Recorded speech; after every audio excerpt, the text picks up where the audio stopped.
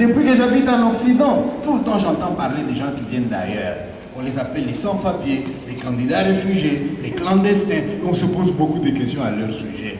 Qu'est-ce qu'il faut en faire de tous ces gens qui viennent d'ailleurs? Est-ce qu'il faut tous les régulariser? Est-ce qu'il faut les renvoyer dans leur pays? Ou bien ouvrir des centres pour les enfermer? C'est des questions à l'ordre du jour.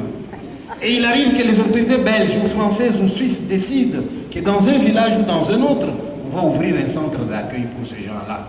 Mais en attendant qu'on désigne le village où on va les installer, c'est tous les Belges qui tremblent, pourvu qu'ils ne viennent pas chez nous. Et lorsqu'on dirait c'est dans tel village qu'on va les installer, tout le monde est en colère. Qu'est-ce qu'on a fait au ciel pour mériter ça, ou pour mériter que les étrangers viennent chez nous? Des fois que nous passons dans les rues, il y a des gens qui nous regardent et qui font des commentaires. Hé, t'as vu celui-là? Les autres qui me regardent, il y en a de plus en plus. Et l'autre qui ajoute, qu'est-ce qu'ils viennent faire chez nous? Et l'autre qui conclut avec une belle petite phrase française, l'Europe ne peut quand même pas accueillir toute la misère du monde. Voilà des choses que nous entendons au quotidien. Heureusement, parmi les Européens, tout le monde n'est pas méchant. Il y en a qui sont gentils. Et ceux d'entre eux qui sont gentils sont nos amis. Et mes amis belges, parfois ils me demandent, dis-moi Pete, quand tu entends qu'on t'appelle la misère du monde, qu'est-ce que tu as envie de dire? Et là, moi aussi, je réponds, je dis, ça dépend. Si celui qui dit ça est pressé de partir, je le laisse partir. Mais si c'est quelqu'un qui a du temps, qui veut vraiment savoir qui je suis, d'où je viens, pourquoi je suis parti de mon pays, qu'est-ce que je fais là, comment ça se passe pour moi, et même s'il ajoute après, quand est-ce que vous rentrez dans votre pays, monsieur? Et c'est dans ces questions-là que je réponds à travers mon spectacle. Et je vous préviens, au moment où j'essaie de répondre à ces questions, ce n'est pas pour attirer l'attention sur moi. J'ai de la chance, la preuve. Vous me donnez l'occasion de pouvoir vous parler. Mais pendant que moi j'ai la chance de pouvoir prendre la parole, je sais qu'il y en a qui sont encore dans la procédure de demande d'asile. Une procédure interminable. Ils ont peur du gendarme, ils ont peur du policier, ils ont même peur du facteur. Parce que c'est lui qui, tôt ou tard, apportera la lettre recommandée avec l'ordre de l'équipe. Bonjour, M. Pikibamba. Bonjour. Merci, félicitations de votre prestation. Quel est l'objet du concert aujourd'hui? L'objet de ce que je fais, ça s'appelle un spectacle qui s'appelle Un fou noir au pays des Blancs. Oui. Un fou noir au pays des Blancs, c'est l'histoire d'un noir qui habite son pays, tout se passe bien, mais à cause de la guerre, il se voit dans l'obligation de partir. Okay. Une manière de dire aux gens d'ici, par exemple, que quand nous partons là, c'est pas parce que nous avons choisi, on est parti à cause de la guerre, on a fait des difficultés. Bon. Oui. Mais une fois qu'on arrive ici, on se retrouve au bas de l'échelle. Okay. Alors que dans nos pays, comme moi j'arrivais à 40 ans, j'étais déjà un cadre là-bas.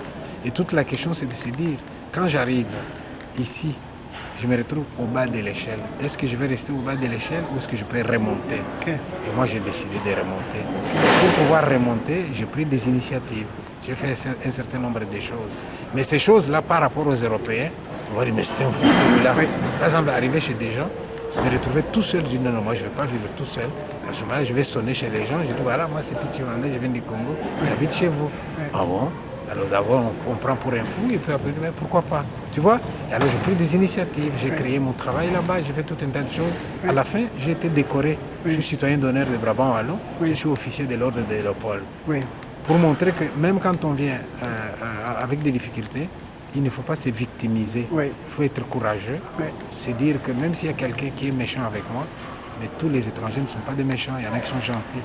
C'est basé sur les gentils pour avancer et aller de l'avant. Un Européen qui me voit, qui dit, puis pourquoi tu es parti de chez toi? Ah, vous voulez savoir les causes de mon exil? Je vais vous les dire. Mais moi aussi, je vais commencer par les causes lointaines de mon exil. Et c'est quoi les causes lointaines de mon exil? Eh bien, c'est l'histoire de l'Afrique. Il était une fois des Africains, n'est-ce pas? Là-bas chez eux en Afrique. Ils vaquaient à leurs activités quotidiennes là-bas chez eux. Ils ne savaient pas où se trouve la Belgique. Ils ne savaient pas où se trouve Paris.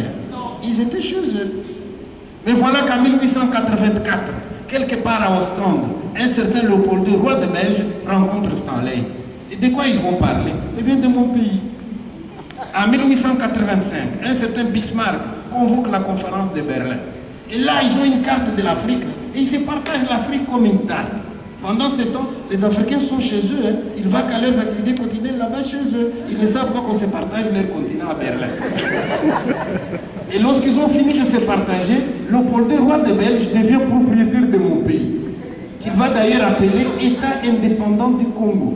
déjà indépendant. Comme pour dire à la Belgique, tu ne t'appelles pas. État indépendant, propriété privée, à moi le pôle 2.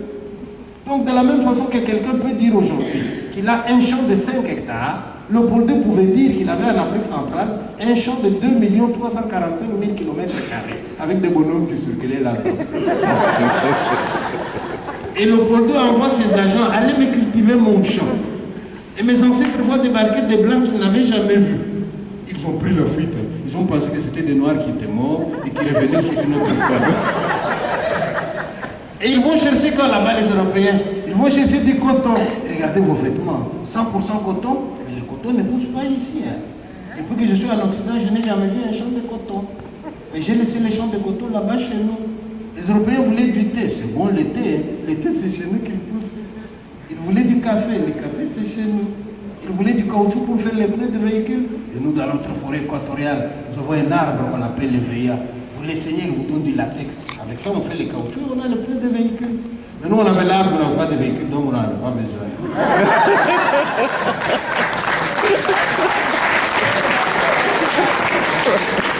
Vous voyez comment commencent les relations nord-sud.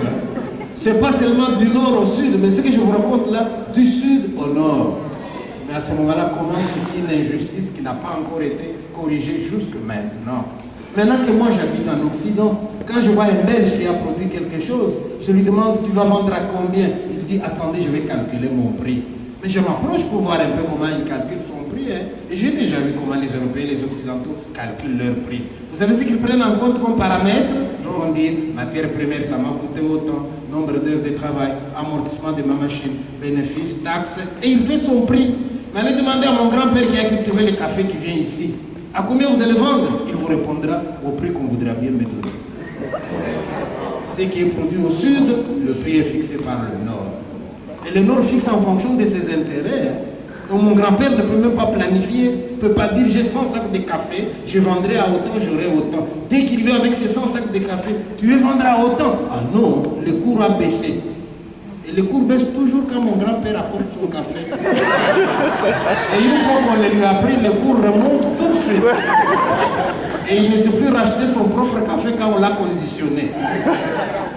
Heureusement que tous les Occidentaux ne sont pas des méchants. Parmi eux, il y en a qui sont gentils et qui se battent avec nous aujourd'hui pour la suppression de la dette du tiers-monde. Une dette injuste. Il y a des gens qui se battent avec nous ici aujourd'hui pour qu'il y ait dans le monde un commerce équitable. Ces gens-là, ils savent pourquoi. Mais la présence des Occidentaux dans nos pays n'a pas eu que du mal. Il y a eu aussi des choses qui étaient bien. Qu'est-ce qu'il y avait de positif dans la présence européenne, pas dans la colonisation? Au contact des Européens, qu'est-ce que nous en avons retiré? Première chose, quand les Européens sont venus, ils ont mis fin à l'esclavage. Parce que nous, on était un continent où les gens pouvaient aller, on va à la chasse. Et on attrape quelqu'un comme moi, on l'enchaîne, on le marque au fer comme une vache, on le fait traverser l'Atlantique pour construire les États-Unis. Vous voyez, lorsqu'il a fallu construire les États-Unis, comme il n'y avait pas encore de machines, on a dit qu'il faut des hommes forts qui aiment le travail. Et les hommes forts qui aiment le travail, vous savez où on les a trouvés? En Afrique. Maintenant, je suis étonné. Quand je passe dans les rues en Europe, quelqu'un me voit, il crie « fainéant ». Mais en même temps, quand il y a un blanc qui travaille très dur, vous savez comment on dit? Il travaille comme un nègre. Votre humour est très pointu. On dirait que vous lancez un message, comme vous l'avez bien dit là, encourager les gens à aller de l'avant, c'est ça, c'est exactement ça. Et en même temps, je dénonce aussi certaines choses que nous subissons ici, mais au lieu de les dénoncer avec colère, je les dénonce avec sourire. Et à ce moment-là, le message passe. Ça ne sert à rien d'être agressif. Mais comment est venue cette idée de faire le spectacle, d'être humoriste? L'idée est venue au moment où j'étais tout seul chez moi. J'attends ma femme et mes enfants qui ne viennent pas. Les regroupements familiales très difficiles. À ce moment-là, on souffre. Alors, il y a des gens, quand ils souffrent, ils vont déprimer. Moi, quand je souffre, j'écris. Je sors toute la rancœur, toute la souffrance que j'ai, je mets par écrit. C'est ainsi que j'ai écrit d'abord un livre qui s'appelle Un fou noir au pays des Blancs. Et puis un jour, j'ai eu l'idée de raconter mon livre sur scène. Et c'est comme ça que les choses ont commencé. Donc, d'abord, c'était un livre, et puis la scène est venue après. Mais dès que j'ai essayé, pour la première fois en Belgique, le succès est venu tout de suite. Les gens ont aimé et là, ça compte. Vous ne vous en rendez pas compte, hein? Surtout nos enfants qui sont nés ici. Vous avez de la chance, hein, les enfants. Vous êtes nés dans les maisons où il y a de l'eau. Vous vous réveillez le matin, je veux de l'eau. Vous avez de l'eau. Je veux de l'eau chaude. Toujours de l'eau chaude. Tiède. S'il n'est pas chaud, vous prenez le téléphone. C'est quel pays, quel gouvernement, l'eau n'est pas chaude.